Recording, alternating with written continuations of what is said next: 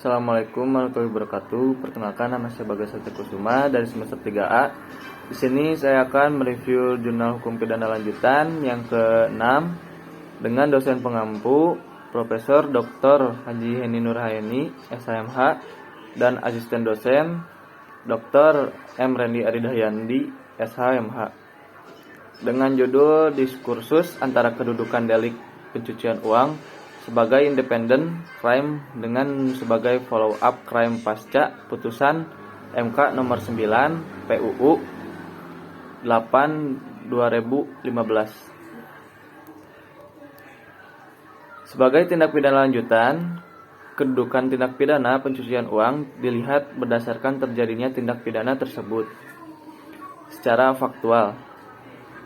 Akan tetapi, jika cara memandang tindak pidana pencucian uang sebagai follow up crime seperti itu dipertahankan dalam hal pembuktian, maka riskan untuk membuat tidak efektifnya perbuatan terhadap tindak pidana pencucian uang dalam keadaan-keadaan tertentu, utamanya dalam hal material dader tindak pidana asal tersebut sedang berstatus DPO.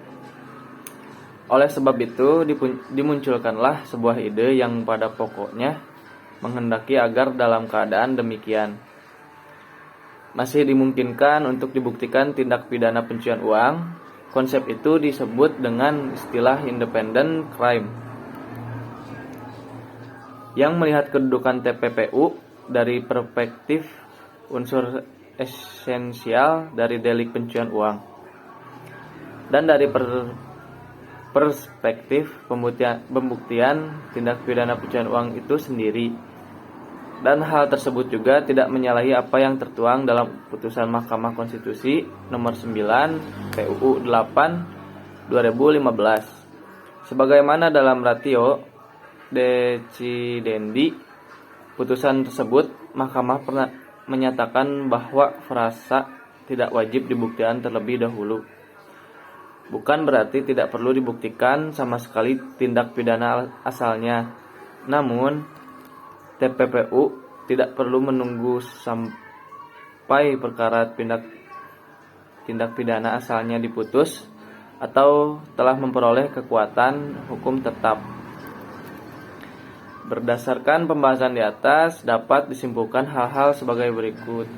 Yang satu, bahwa tindak pidana pencucian uang sebagai independent crime dapat terrepresentasi jika dilakukan interpretasi sistematis antara pasal 3, pasal 4, dan pasal 5 serta pasal 69 Undang-Undang Nomor 8 Tahun 2010 tentang pencegahan dan pemberantasan tindak pidana pencucian uang, yang mana dalam pasal 3, pasal 4, dan pasal 5 dalam undang-undang tersebut terdapat satu unsur delik yang tidak dapat dipisahkan dengan delik pencucian uang, yakni diketahui atau patut diduganya merupakan hasil tindak pidana sebagai dimaksud dalam pasal 2 ayat 1. Adapun pasal 69 memproyeksikan bagian parsial dari model pembuktian delik pencucian uang. Mengenai pembuktian tindak pidana pencucian uang dapat dilakukan secara dengan memisahkan berkas perkara dengan tindak pidana asal, B. menggabungkan berkas perkara dengan tindak pidana asal, atau C. membuktikan perkara tindak pidana pencucian uang tanpa harus terlebih dahulu dibuktikan perihal tindak pidana asalnya. Adapun pada poin C tersebut merepresentasikan kedudukan tindak pidana pencucian uang sebagai sebuah independent crime. Yang kedua, bahwa tindak pidana pencucian uang sebagai follow up crime dapat terrepresentasi dengan memproyeksikan tindak pidana pencucian uang yang terjadi secara faktual, yang mana terhadap terjadinya tindak pidana pencucian uang secara faktual dikenal sebagai pameo bahwa tidak mungkin terjadinya tindak pidana pencucian uang tanpa terlebih dahulu terjadi tindak pidana asal no money laundering without predicate crimes.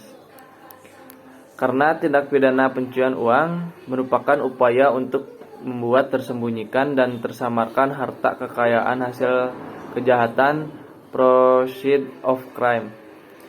Sekian dari saya. Wassalamualaikum warahmatullahi wabarakatuh.